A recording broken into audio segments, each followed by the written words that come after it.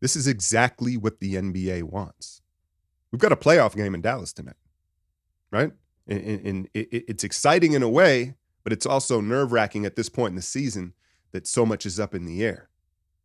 The Warriors win this game somehow on the road. I know, not likely. They move 2 games up on the Mavericks, and they hold the tiebreaker. You look around the rest of this congested Western Conference, you saw what happened to Paul George last night.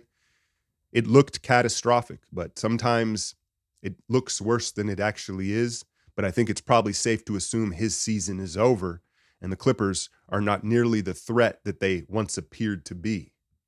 What about this young Minnesota Timberwolves team? Karl Anthony Towns is returning tonight. Hasn't played since November. Now, big picture, maybe that's good for them.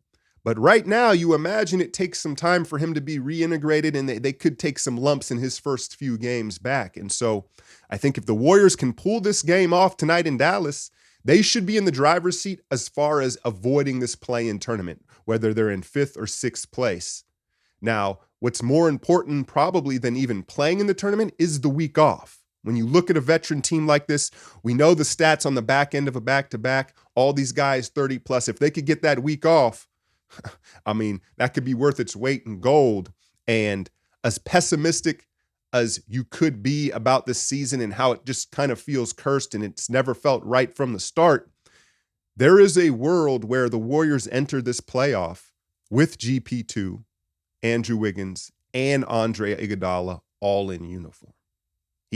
Andre had his surgery yesterday. They're going to reevaluate him in a few weeks.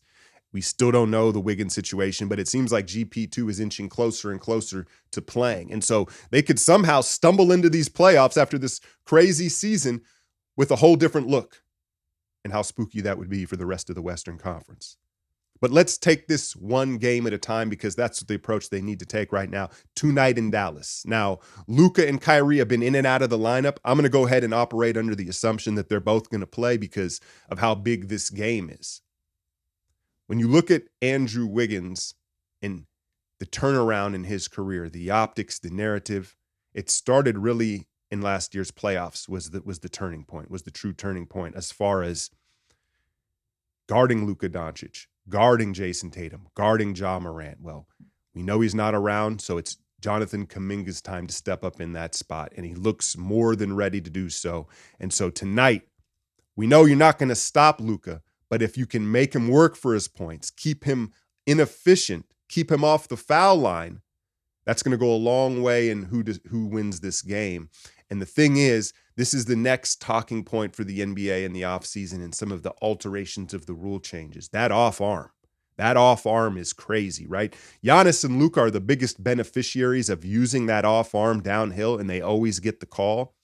And it's kind of ironic because Kuminga tries to use it, but he doesn't get the call. And to be fair, Kuminga hasn't really mastered the art of it. He usually extends the arm out a little too early. You got to keep it tucked in until the contact happens, right? You can't extend it out early.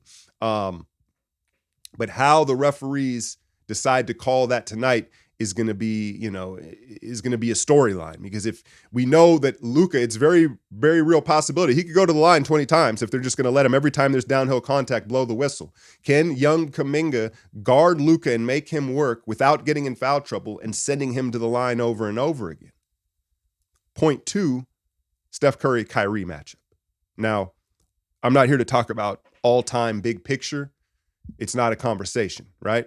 But in a vacuum, in their one-on-one matchups, Dub Nation, you got to be honest, Kyrie tends to get the better of Steph for whatever reason. Styles make fights.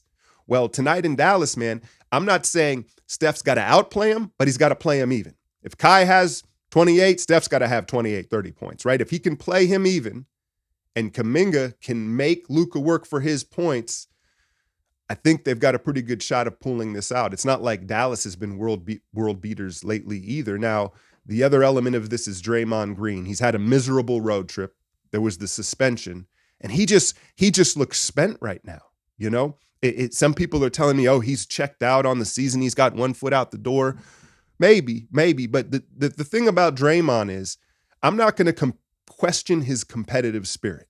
I could question his motives and his agendas, but when push comes to shove and it's a big game and it's getting competitive out there, That's his superpower, his competitive spirit. So to see him stumble against the young Rockets and in Memphis in games that meant something where he was being challenged, it leads me to believe that it's more physical with him right now. And he's worn down and perhaps he needs a break. I'm sure he's nursing a ton of things, but we need Draymond to show up and be Draymond and do Draymond-like things in Dallas tonight.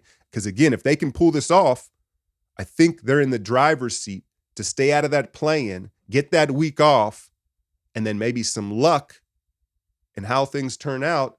This roster looks different headed into the playoffs. We'll see how it plays out tonight. I'll be back on Patreon with the full breakdown tomorrow. Hit that like, share, and subscribe. I'm out, y'all.